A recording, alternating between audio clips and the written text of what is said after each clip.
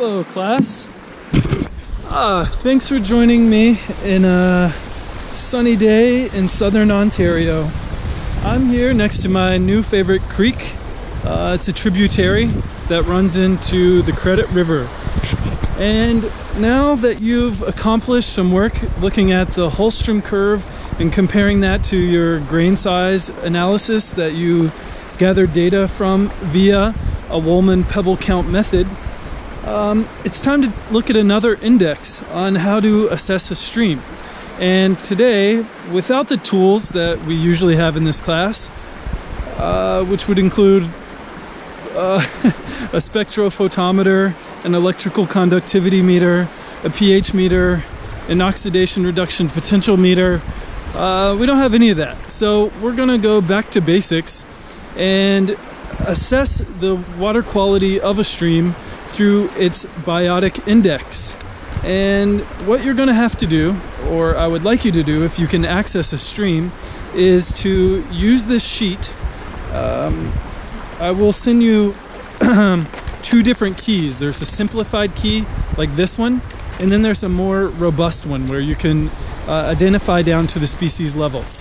And then I'd like you to travel to your new favorite stream and to look for bugs, basically, and also make other observations about aquatic life and riparian life, meaning the life that gathers near the stream edge. And I'm going to show you quickly how I'd like you to proceed. So first step, I think you should find a nice stream if you can go outside and not infect anyone, which this should be a social distancing accomplishable feat. If not, I'll give you an alternative. And I'd like you to choose a stream, hopefully the one you've already been working on, and take a seat. I'm gonna sit here on this kind of crappy looking log and have a seat like this and look at the stream and make some macroscopic observations. I can see there's some coarse organic material. We call it CPOM, and we call it coarse particulate organic matter. And usually you have an abundance of this in the headwaters or upper reaches of a stream. And as you proceed lower, or I guess further down a stream channel, you'll see it disintegrate and turn into fine particulate organic matter, or CPOM, or FPOM are the terminologies. And if you're making your observations downstate, you will probably be interacting with a slow-moving system that is only capable of carrying silt and fine particulate organic matter. And that makes a big difference to what biotic assemblage you can expect to see. So I'm up here in not really the headwaters, but I'm further up the system to a stream that flows into a river that then flows into one of our Great Lakes. And at this point in the system, you can see the velocity is pretty high, and there's some trash up on the bank. I can see my bank full elevation up there. I'm on a slip bar right here. You can see these big cobbles indicating high velocity. And yeah, I would expect to see a lot of coarse organic material, because the system can carry coarse organic material, especially considering it can carry a large tire and whatever this big stick is here. Okay, so if you are in a system where you have a pebbly bottom and you can see large clasts like you can in front of me here, what I'd like you to do is to walk over. I think the weather is better down where you are, and if not, definitely wear your boots. Otherwise you could potentially go barefoot or with sandals, and step out in the stream and choose a rock. Choose one of the clasts on the bottom, and what we're going to do is pick it up, grab it, and then move it to the side of your stream channel. And I'm going to rinse my hand off. Then we're going to look and give it a second to to dry out, and then we're going to look for little bugs and creatures that exist on the bottom of this rock. This should be, or could be, a really vibrant small ecosystem. And I'm going to lift this little clast up. I can see a bunch of fibrous plant material. Ooh, and I see a small little creature wiggling back and forth here, and that thing is really small. Oh, there's another one. I'm not sure if you can see it with the resolution of my GoPro, but there's some movement in this part of my rock. Oh, and then here's another little creature trying to hide from the sun and hide from me. And that, if I had to use my PhD, that is a caddisfly, 100%. Let's see what else we see on this rock. Is this anything? Thought maybe those could be scuds. You see that? Maybe it's some sort of algae. Okay. Oh, wow. Yeah, I'm picking up on all these small platelet organisms stuck to the bottom. I've never seen these before. They must be Canadian. Anything else detectable? Is that a worm? Nope. Okay, honestly, we'd have way more fun on our Appalachian stream because, well, I know some hot spots where we can pick out a bunch of things. But I can already say, just by lifting up this one rock, and I've been out here most of the morning lifting up rocks, and this channel, although it looks rather healthy, isn't hosting a plethora of species. There are some large anadromous trout that are coming up from the lake that some people are fishing downstream for below. But no, this isn't a real hot spot for creatures. So I thought I'd take you to another section of the stream where we're in more or less a tributary to a tributary. In this floodplain, you could call this a Yazoo system. They usually flow parallel to the main channel. There's the main channel. And then here is a small ephemeral stream that's stuck away from the main trunk of the channel due to a natural levee. And it'd like to join, and actually it does, just further downstream, it joins the main channel. But that's the definition of a Yazoo stream. It's a relic of a high flood period, and then you accumulate quite a bit of water on the opposite side of the natural levee, so it can't join up easily with the main trunk of the channel. But in this little Yazoo system, which is going to have higher temperatures, and why I'm bringing you over here, you're going to see life emerging more quickly than that cold Canadian channel over there. And as we approach this channel, you can see there's some water striders there in the water. And then also we've got our vertebrate friends. I see some fish, little tiny adolescent fish, minnows, well, I'm not sure what their species is, floating around in the bottom. I can see also from the very onset that this is a different channel. This doesn't host as much flow potential, where the clasts are smaller. I can see a bunch of small clasts here telling me that the energy in this system is much lower.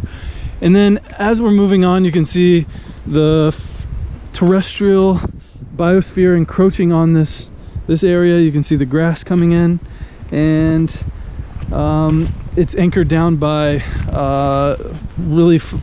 basically finer sediments that have clogged it up. And this is becoming sort of a filled-in Yazoo channel. And as we migrate over here, please God, I hope I don't see a snake. I saw quite a few more fish earlier today, and also more bugs. So I thought I'd bring you over here, and you can see all the little water striders trying to get away from me. They don't really tell you anything about water quality, but the fish do. Because in order for these guys to survive, hopefully you can see them over here in this corner. If not, you'll just have to believe me. But what they're telling us about water quality is that there isn't a toxicity level high enough to kill them or keep them from breathing. And since they're here in a sub-adult phase of their little fish life, their parents must have encountered a system that was healthy enough to lay eggs and reproduce. So that's a good key. And also that these things didn't just basically hatch yesterday and this is their one and only day of life. They're minnow-sized creatures about the size of your pinky. They're eating something, and that's also a good indicator of the rest of the system that this water has to support and host. And I can see an isopod or a scud right there in the water. See it moving? And what I want you to do is travel to your stream channel and make these basic observations. You can use the key. Water striders aren't in there, but scuds are. And just give me a general description of the life that you see existing in your stream. And I hope you take more than just 5 minutes to do this part of the exercise and walk up and down your reach. And also take moments to pause, because a lot of time your benthic organisms like fish will hightail it or be really still when you first approach them. And it's only through waiting a little while that they begin to move again. They kind of forget that you're there at all. And what I'd also like you to do is to turn over some stones. So I reached under and there's a little organism. It's like a flatworm growing on or hanging out on the bottom of this rock. Let's see what we got on the other side. Holy crap. Now that is a beautiful invertebrate. Do you see this? This looks like a helgramite. And he's worth messing with because I want you to see him. Hi, little guy. Oh no, you're a caddisfly. Hi. Come here, little friend. And there's a scud. You can see him moving around. And this big guy, what she does is they'll hang out in faster moving systems, and as organic material scoots by them, they anchor themselves, they anchor their tails, and then they sort of opportunistic hunters. They grab whatever's passing in front of them and munch it down with their scary looking chompers. This one I hope is playing dead and is not actually dead, and I also really hope that you can see it. Other than snakes, I don't think anything I'm asking you to interact with is gonna cause you much harm, but I would use caution and common sense when you're out on the stream. And I'm gonna put this guy back so he can keep participating in his ecosystem. Goodbye, little friend. Okay, and then I want to show you something else that's interesting about this system. As we proceed down this Yazoo trunk of a stream that's going to flow back into the main channel, you might encounter something like this. And hopefully you can see this is a large algal bloom. We have a lot of really fine sediment, and you can see that the water is stagnating. And it's also relatively shallow, and it's warm. And what is happening is an algal bloom, where you have still water and then an abundance of nutrients. Because again, it looks like I'm in the woods, but just beyond the horizon, up there where you can see these nice blue skies on the horizon, there are a bunch of houses. And a bunch of houses equal a bunch of poop and pee and septic tanks and urban runoff, and that produces a lot of nitrogen and phosphorus.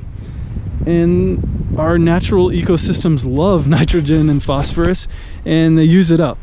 And in this case, we can see this whole system is flourishing on an abundance of nitrogen primarily.